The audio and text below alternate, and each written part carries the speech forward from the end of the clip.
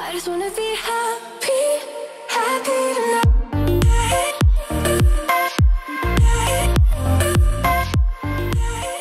Salut guys, j'espère que vous allez bien. Joyeux Halloween! Ok, je sais, on n'est plus techniquement l'Halloween. On est vendredi quand vous écoutez ça, le 1er novembre. Mais on s'entend pour dire que l'Halloween, c'est toute la fin de semaine. Il y a des parties d'Halloween. C'est juste la vibe. La vibe Halloween. Puis c'est pour ça justement que j'essaie de parler pas trop fort. Parce que aujourd'hui, je vous raconte des histoires de peur. Pour vous mettre dans le mood, que ce soit parce que vous faites rien, vous allez pas à un party puis vous voulez juste, je sais pas, que quelqu'un vous lise des histoires. Ou si vous êtes en train de vous préparer justement pour un party. Je sais pas si c'est la vidéo à écouter quand vous vous apprêtez à sortir, mais bon, ça pour dire que j'ai 3 histoires à vous raconter, puis je ne prends aucunement le crédit parce que c'est pas moi qui les ai inventées ni rien, ok, c'est des histoires que j'ai trouvées sur YouTube, puis je les ai juste traduites, ok, puis en plus au début j'étais comme, ok, je vais les traduire puis je vais les acter, je vais les apprendre par cœur puis je vais les raconter comme si c'était arrivé à moi, pièce de théâtre style, jusqu'à ce que je me rende compte que c'est fucking pas réaliste parce que les histoires sont tellement longues, je les ai écrites dans mon cahier là, puis littéralement là, il y a des pages et des pages recto verso, j'étais comme, bien fallu que je commence genre l'année passée, juste pour finir en temps, là. Fait que, bref, ça pour dire que c'est ça qu'on fait aujourd'hui. Je vais vous les lire, ok? On se stresse pas plus avec ça. Donc, histoire numéro 1. On était samedi du Halloween Weekend. Je pense que l'Halloween est un mardi cette année-là, donc le gros soir de party, c'était le samedi juste avant. Mes amis et moi étions encore à la recherche de plans de dernière minute, mais tous les événements étaient sold out. Idéalement, on voulait trouver un house party. On avait tous des costumes assez drôles aussi, fait qu'on voulait en faire bon usage. Mon ami Kate a décidé de faire une story Instagram et Snapchat disant qu'on était à la recherche d'un party. C'est pas quelque chose que j'aurais fait moi personnellement, là. Je trouve quand même que c'est un petit peu embarrassant, mais j'étais contente qu'elle soit dans de le faire par exemple. J'étais surprise quand elle a écrit dans le group chat que quelqu'un lui avait écrit à propos d'un party. Pas longtemps après, elle a envoyé une photo des détails dans la convo. Il y avait une adresse, une heure de début, puis quelques règles. 1. Le party se passerait seulement à l'intérieur. 2. Faut apporter sa propre alcool. Puis 3. Faut amener une fille pour chaque gars présent. Le gars qui a envoyé les détails à Kate était un ami de gars de notre âge avec qui on avait quand même beaucoup d'amis en commun. Apparemment, plusieurs personnes qu'on connaissait étaient censées aller à ce party-là. L'adresse du party était quand même assez proche, donc on est allé pre-drink chez notre amie Shauna pendant qu'on finissait de se préparer. On a attendu que nos amis de gars nous confirment qu'ils y allaient avant d'y aller. On a appelé notre Uber, puis on a préparé nos drinks. Four Loko, White Claw, moi de la vodka, of course! Le Uber driver devait fucking être écœuré de nous entendre crier parce que... On est arrivé à l'adresse, puis il y avait vraiment beaucoup d'autos en avant. C'est une maison quand même assez grosse. On était 4 filles, donc clairement la personne qui faisait le party allait être bien contente de nous voir arriver. On n'entendait pas de musique jusqu'à ce qu'on soit proche de la porte. Et là, on a commencé à entendre la bass. J'ai ouvert la porte, puis c'était tellement sombre à l'intérieur, là. C'était seulement éclairé par des lumières oranges accrochées dans la pièce. Ça faisait très Halloween. Il y avait quand même beaucoup de gens, mais on connaissait personne. Kate a texté les gars pour savoir s'ils étaient arrivés. Pendant ce temps-là, un homme plus vieux est venu nous accueillir. Il a demandé nos noms, puis s'est présenté comme étant John, le père de Luc. Apparemment, Luc était le gars qui faisait le party. J'ai demandé qui était Luc, à quelle école il allait, puis son père a dit « il est quelque part par ici, tu demanderas quand tu le vois ». Ensuite, il nous a demandé si on voulait mettre nos drinks au froid. Il nous a montré la cuisine avec 3 grosses glacières de glace déjà remplies de drinks. On a mis quelques-unes de nos cannes. John avait l'air d'avoir environ 50 ans, je dirais, ce qui faisait du sens s'il était le père de Luc, mais en même temps, c'était bizarre qu'il soit aussi impliqué dans le party de son fils. Il faisait le tour du party en parlant à tout le monde, tout le monde, surtout les filles, je vais dire, puis il avait l'air potentiellement très sous. Mes 3 amis de filles et moi, on a décidé de jouer au beer pong à une des tables, puis on a commencé à jouer contre d'autres gars qui étaient là, qui avaient commencé à nous parler. Kate a dit que nos amis de gars étaient en chemin, donc j'étais bien contente d'entendre ça. John a soudainement crié mon nom puis celui de Kate pour qu'on aille à la cuisine. Il a crié « Shots !» Mes 2 autres amis avaient l'air un peu offensés, fait que j'ai demandé si on pouvait tous en avoir, tu sais. Il a dit « Ben oui, pourquoi pas ?» Fait qu'on s'est mis autour du comptoir pour faire un shot de tequila. Moi, j'ai fait la pire estie de grimace parce qu'il y avait pas de lime pour chaser. Puis là, après ce shot-là, je commençais clairement à être saoule. Mais honnêtement, c'était vraiment bizarre à quel point le père essayait de, genre, faire lever le party. Genre, il offrait de l'alcool à tout le monde. Tu sais, il poussait les gens à boire. Puis là, à un moment donné, il nous a demandé c'est quoi notre drink préféré. Fait qu'il commence à nous préparer ça. Pendant ce temps-là, on est retourné à la table de beer pong où les gars d'avant nous attendaient pour jouer. J'ai plugué mon téléphone parce que j'avais plus beaucoup de batterie, puis je suis retournée jouer. Pas longtemps après, John est revenu nous voir avec 2 drinks, un pour moi, un pour Kate, puis ensuite 2 autres pour Shauna et Tracy. Je prenais des petites gorgées pendant notre game de beer pong, mais je prenais mon temps parce que j'étais quand même déjà assez seule. Après qu'on ait perdu contre les gars, je suis retournée chercher mon téléphone, juste pour réaliser qu'il y avait pas chargé pantoute. La plug devait être défectueuse. Puis j'étais pas à l'aise de laisser mon téléphone ailleurs dans la maison pour le faire charger ailleurs, fait que je me suis dit que j'allais juste essayer d'économiser la batterie. Nos amis de gars sont finalement arrivés, puis c'est juste après ça que les choses sont devenues floues. Mais quand je dis flou, là, genre c'est vraiment flou. Genre qu'il y a une seconde, je parlais avec notre ami Jeff, puis la seconde après, j'avais blackout. La prochaine chose que je me souviens, c'est mes amis qui me réveillaient dans l'auto devant chez moi. Je me sentais tellement bizarre, là. Ma vision était embrouillée, ma tête tournait. On était dans l'auto d'un de nos amis de gars, puis un de mes amis m'a aidé à rentrer, genre. Puis après ça, ils sont tous repartis. J'étais dans le noir, seule, avec juste mes parents comme endormis dans leur chambre. Je me suis dit que, aïe aïe, je devais tellement avoir trop bu, mais j'étais aussi étourdie puis mélangée comme je l'ai jamais été avec juste de l'alcool, tu sais. Je suis direct montée à ma chambre pour me coucher. J'ai regardé mon téléphone, puis j'avais des textes d'un numéro random pas sauvegardé dans mon téléphone. J'ai ouvert la conversation, puis il y avait déjà une série de textos. Ça commençait par moi qui texte mon nom, puis le texto opposé qui disait « John, oh shit ». Après ça, ça dit « T'as l'air tellement cute ».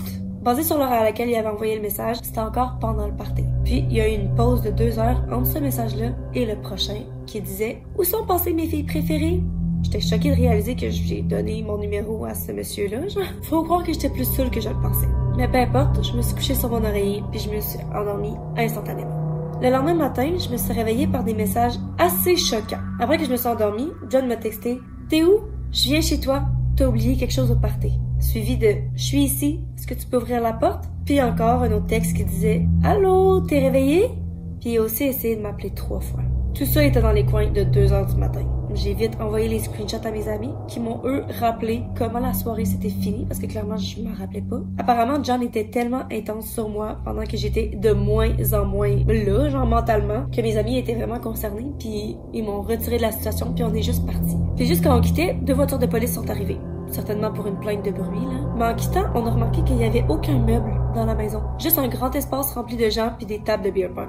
Un de mes amis a recherché le numéro de John pour découvrir que c'était même pas un vrai numéro. Genre, c'était un numéro masqué, là. Il m'a aussi dit qu'avec mon numéro de téléphone, il pouvait facilement trouver mon adresse. J'avais legit envie de vomir. J'ai demandé si quelqu'un avait rencontré son soi-disant fils, puis tout le monde a répondu que non. On commençait à penser qu'il avait jamais eu de fils. Puis quand Shona a suggéré le fait qu'il m'avait peut-être drogué, ça faisait tellement du sens dans ma tête, là. Je m'étais jamais sentie comme ça avant. Finalement, on a décidé d'alerter la police. On a tout reporté. La soirée, les textos, etc. Puis là, il y a un policier qui était assis au bureau d'en avant qui nous a demandé si c'était en rapport avec le party dans la maison abandonnée. On s'est tous regardés avec un gros point d'interrogation dans le front, là. On pouvait pas y croire. Aucun meuble dans la maison, les drinks dans la glacière au lieu d'un frigo, la plug au mur qui fonctionnait pas, l'absence de lumière à part les petites lanternes là accrochées. Honnêtement, juste le fait de penser qu'un homme d'au moins 50 ans se donnerait autant de mal pour faire un party dans une maison abandonnée juste pour avoir accès à des jeunes femmes qui en plus m'est droguée puis potentiellement à d'autres filles aussi là, est menti à propos d'avoir un fils. Et clairement, on avait affaire avec un homme soit dangereux, soit très très dérangé là. Puis le fait que la police nous ait toujours pas contactés pour nous dire qu'ils l'ont attrapé, ça me donne des frissons de penser qu'il est encore en liberté. Oh my god, l'histoire était tellement plus longue que je le pensais. Juste en le lisant, je peux même pas imaginer si avoir appris ça par cœur, ça a aucun rapport. Ok, on va maintenant passer à l'histoire numéro 2. Ça, la première histoire, ça avait rapport à l'Halloween, les autres, moins. Mais c'est quand même creepy, le fait que c'est parfait pour l'Halloween. Je suis pas quelqu'un qui a des problèmes de sommeil comme des terreurs nocturnes ou la paralysie du sommeil. J'ai toujours dormi vraiment dur. C'est pour ça que quand ce que j'avais de vous raconter a commencé, j'étais vraiment confuse. On a tous déjà eu des cauchemars. Moi, dans le temps, j'appelais ça des films d'horreur immersifs 3D gratuits. Ok, je sais, certaines personnes trouveront ça bizarre, là. Mais dans un sens, j'avais presque le sentiment de me réveiller et de me rendre compte que je suis dans mon lit safe and sound, que je suis en sécurité, tout le kit. Donc, à ce moment-là, je vivais avec une roommate, Patricia. Je l'appelais Trish. On avait quand même vraiment des différentes horaires, donc on se voyait pas beaucoup, sauf les fins de semaine. Cette histoire-là est arrivée en juillet, puis je m'en rappelle parce qu'il faisait tellement fucking chaud que j'avais mon air climatisé qui blastait full on à chaque nuit. Puis de toute façon, ça créait un bruit de fond qui m'aidait à dormir. Le premier cauchemar est arrivé une semaine après que mon ex et moi, on se soit laissés. Disons que la vie était pas comme je me l'étais imaginé à ce moment-là. J'ai eu un rêve assez vague, mais il y a une partie en particulier qui était super claire. J'étais assise à la table à manger avec ma famille, puis au bout de la table, juste en face de moi, il y avait une espèce de créature qui ressemblait à un alien ou un monstre avec des cornes et des griffes. Honnêtement, ça ressemblait, je pense que ça ressemblait à ce que les gens voient quand ils ont la paralysie du sommeil, là. Sauf que moi, j'étais for sure bien endormie. Tout d'un coup, la créature était par-dessus moi, puis elle me regardait d'en haut, puis j'ai commencé à courir ma vie dans mon rêve jusqu'à ce que je me réveille. Ma chambre était complètement noire, air climatisé, full blast, puis mon cœur qui débattait super fort. Je me suis levée dans mon lit, puis je regarde autour, puis je me suis juste dit, c'était vraiment un rêve bizarre ça. Puis je me suis endormie. La nuit d'après, je me réveille pendant la nuit, puis ma porte de chambre était ouverte. 99% du temps, je la laisse tout le temps fermée. À moins que genre je sois seule puis que j'aille oublié de la fermer, là. Sur le coup, je pensais que c'était ma roommate Trish qui était peut-être venue vérifier pour voir si j'étais à l'appartement, là. Fait que je me suis levée, j'étais allée la fermer, puis je me suis rendormie assez vite. Le lendemain, j'ai texté Trish pour savoir si elle était venue dans ma chambre la veille, puis elle m'a dit que non. Je me suis dit, bon, peut-être que je m'étais levée pour aller aux toilettes puis que j'avais juste oublié, tu sais. La nuit d'après, j'ai refait un cauchemar. La même créature démoniaque était encore là, mais cette fois-ci, au lieu d'être avec ma famille, j'étais dans une pièce noire, carrée, seulement moi et la créature, là, puis elle arrêtait pas de se rapprocher. Je me rappelle honnêtement pas avoir vu la créature bouger ses jambes pour avancer. Tout ce que je me rappelle, c'est qu'elle se rapprochait de moi de plus en plus, jusqu'à ce qu'elle soit par-dessus moi, genre. J'étais pas capable de bouger, puis le monstre a juste levé sa griffe proche de ma cuisse, puis m'a graffiné. Puis je vous jure, là, j'avais littéralement l'impression de ressentir le mal dans mon rêve. La prochaine chose que je me rappelle, je me suis réveillée. La chambre était encore une fois complètement noire, air climatisé qui pousse à fond la caisse, mais je ressentais encore un sentiment de brûlure sur ma cuisse. J'ai touché ma cuisse avec ma main, puis j'avais l'impression de sentir quelque chose. Je me suis dépêchée d'aller dans la salle de bain pour regarder dans le miroir, puis j'ai crié quand j'ai vu un trou dans ma cuisse. Je suis allée dans la chambre de Trish, j'ai ouvert la lumière, clairement je l'ai réveillée, puis elle m'a demandé comment j'ai eu cette blessure-là. J'ai dit, je sais pas encore, genre. Fait que là, on est allé dans ma chambre, on a viré le lit à l'envers pour voir s'il y avait, je sais pas, une sorte de bébite, une araignée ou n'importe quel objet coupant là, sur lequel j'aurais pu me coucher. Je sais, ça faisait pas tant de sens parce que c'est la seule chose à laquelle on pouvait penser. Ensuite, Trish me dit, attends. Elle met son doigt sur ses lèvres, elle arrête mon air climatisé, puis pour la première fois depuis des jours, la chambre est devenue silencieuse. Puis là, c'est tout de suite devenu clair dans notre tête. En un instant, quand on a entendu un bruit sous le lit. C'est genre un bruit tellement minime, un bruit sourd, un bruit que tu ressens quand il y a juste un autre humain qui ne fait qu'exister proche de toi, genre. Encore à ce jour, je suis vraiment impressionnée de notre habilité à ne pas crier. Quand on a les deux regardé le lit, on s'est regardé. Puis ensuite, on a juste quitté la chambre, quitté l'appartement. On a cogné chez le voisin jusqu'à ce qu'il réponde pour demander de l'aide. Il nous a laissé utiliser son téléphone, puis à un moment donné, en attendant la police chez lui, une porte dehors a claqué. Puis ça sonnait comme notre porte d'appartement. On n'a pas réussi à regarder dehors en temps pour voir qui c'était par contre. Quand la police est arrivée, ils ont confirmé que l'intrus était parti. On a clairement quitté rapidement en laissant toutes les lumières allumées, fait que j'assume qu'ils savaient qu'on savait, qu'ils savaient qu'on savait, qui savait que l'intrus devait définitivement savoir qu'on était au courant de sa présence. Puis là, ça m'a fait repenser à mes rêves, puis à ce qu'il représentait pour vrai. Le démon était censé être lui. Avec ma porte ouverte, je peux pas m'empêcher de penser qu'il ou elle se promenait dans notre appartement, potentiellement même à manger notre nourriture, puis de penser que cette personne m'a graffiné la cuisse tellement fort que ça m'a fait une vraie marque pour vrai, là. En tout cas, ça a définitivement changé ma façon d'expériencer les cauchemars. Et voilà, c'était tout pour l'histoire 2. Ça, je pense que je la trouve creepy parce que moi, je fais beaucoup de cauchemars. Puis, tu sais, je le sais quand je suis dans un cauchemar. La plupart du temps, j'ai l'impression que ça me dérange pas. J'ai tellement toujours fait des cauchemars depuis que je suis petite. Genre, ça fait comme partie de ma vie, on dirait. Mais là, si ça, c'est pour t'arriver une fois, après ça, je m'imagine genre être dans un cauchemar puis comme essayer d'être trop dans ma tête à me dire, ok, mais là, telle affaire qui se passe, est-ce que c'est pour vrai ou est-ce que qu'est-ce qui est en train de se passer dans la vie qui fait que je suis en train de rêver à ça, genre? Je sais pas. I find it creepy. Genre, j'ai beaucoup de rêves où est-ce que je me fais genre littéralement torturer. Mais que je sais que c'est un rêve, fait que je suis comme, ok, ça va passer, là. Fait que ouais. Et là, on est rendu à notre 3e histoire. Donc, je me lance. Je fume la cigarette chaque jour depuis des années. Avant que vous me jugiez, j'ai commencé à avoir un psychologue pour ma dépendance. Malheureusement, ça n'a pas beaucoup aidé. La seule chose pire que ma dépendance à la nicotine, c'est mon horaire de sommeil.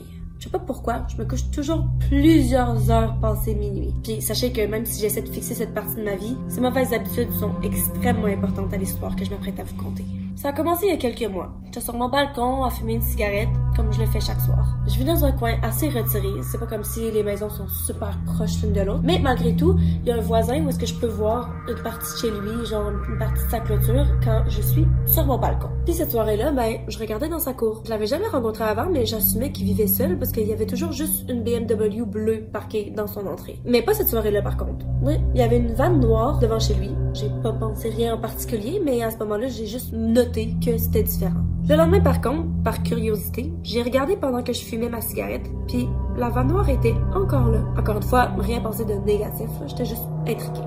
Le lendemain, je suis allée sur mon balcon, puis la vanne était partie. Pendant la prochaine semaine, j'en ai fait un jeu en observant la vanne puis en essayant de m'inventer la raison pour laquelle elle était là. J'allais pas faire plus qu'observer par contre. C'est pas de mes affaires d'investiguer plus que ça. Ça, c'est jusqu'à ce que je vois quelque chose de complètement inattendu qui a changé ma perspective sur la situation. Ce soir-là, j'étais debout plus tard que d'habitude. il est environ 5 heures du matin. La vanne était là comme elle l'avait été tous les autres soirs. J'étais en train de fumer ma dernière cigarette quand mon voisin est sorti, chose que je l'avais encore jamais vu faire. Je l'ai regardé marcher jusqu'à la vanne, trimballant un long sac noir. Ça avait presque l'air d'un sac de golf, excepté beaucoup plus lourd. Après avoir ouvert la porte de côté, il a délicatement placé le sac à l'intérieur, embarqué du côté conducteur, puis il est parti. J'étais tellement confuse, là. J'avais absolument aucune idée de qu'est-ce qui aurait pu trimballer. Mais en même temps, j'étais tellement fatiguée que je suis allée me coucher puis je me suis dit que je me poserais des questions le lendemain. Le lendemain, justement, j'ai décidé d'aller sur mon balcon un peu plus tôt que d'habitude pour voir la vanne arriver, tu sais. J'ai apporté mon laptop dehors pour pouvoir m'avancer dans mon travail pendant que j'attendais. Vers 1h du matin, la vanne s'est parquée. J'ai vite fermé mon ordi pour regarder. Rien s'est passé pendant plusieurs minutes. La vanne était juste là. Le moteur qui tournait et tout. Après environ 5 minutes, la porte du côté conducteur s'est ouverte, puis sort mon voisin. Je l'ai regardé marcher jusqu'à la porte du côté, puis en sortir le même sac que l'autre soir. Il avait l'air de vraiment avoir de la difficulté cette fois-ci. Visiblement tentant de pas craquer sous le poids de peu importe ce qu'il y avait dans le sac, là. Puis après avoir pris quelques pas très lents, lui et son sac ont disparu dans sa maison. Je savais tellement pas quoi penser, là. J'ai contemplé l'idée d'attendre jusqu'à 5 heures du matin, mais j'allais être beaucoup trop fatiguée. Mais quelque chose tournait pas rond, par contre. Puis j'étais déterminée à découvrir c'était quoi.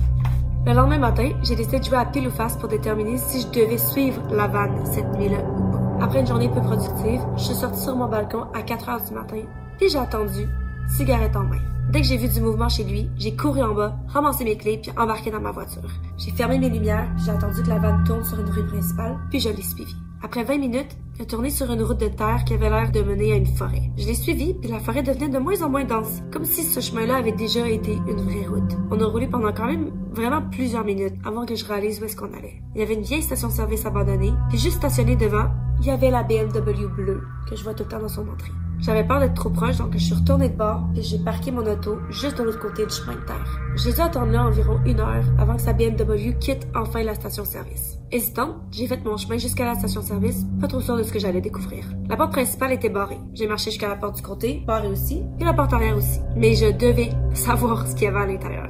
J'ai essayé toutes les fenêtres aussi, aucune d'elles l'ouvrait. Je dois dire que mon prochain move était peut-être pas le plus intelligent, mais j'ai ramassé une roche, puis j'ai brisé la fenêtre. Elle s'est fracassée assez facilement, mais il devait avoir un système d'alarme parce qu'une alarme est partie. Oh my god, j'ai couru dans mon auto, puis je me demandais honnêtement pourquoi une station-service abandonnée serait munie d'un système d'alarme, tu sais. En conduisant chez moi, j'ai appelé le 911 pour leur donner une vague description avant de raccrocher. Je suis arrivée chez moi, j'ai couru à l'intérieur, mon cœur qui débattait encore. Le matin suivant, je me suis réveillée en espérant avoir oublié cette histoire, mais j'aurais pas pu avoir plus tard. Je suis allée à mon balcon pour voir 8 autos de police dans la cour de mon voisin. Les lumières qui flashaient, tout le kit, là. J'ai regardé pendant qu'un officier escortait mon voisin hors de sa maison en menottes. Un par un, les autos de police ont quitté et j'étais laissée seule à mon imagination. J'ai allumé une cigarette et continué à réfléchir à la situation. Depuis, j'ai demandé plusieurs fois des informations à la police, mais jamais eu de réponse. J'ai même essayé de retourner à la station-service, mais la route de terre a été complètement barrée.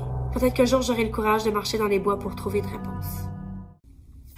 Moi, si vous me demandez qu'est-ce qui se passe dans la troisième histoire, c'est clair, net et précis que le gars trimballait des corps dans son sac. Genre, qu'est-ce qui peut être la forme d'un sac de golf, mais beaucoup plus lourd. Puis la station-service abandonnée, c'est clairement là où est-ce qu'il faisait genre du découpage ou je sais pas, genre torturer des gens.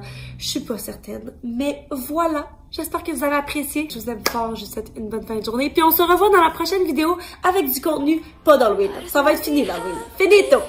Bye!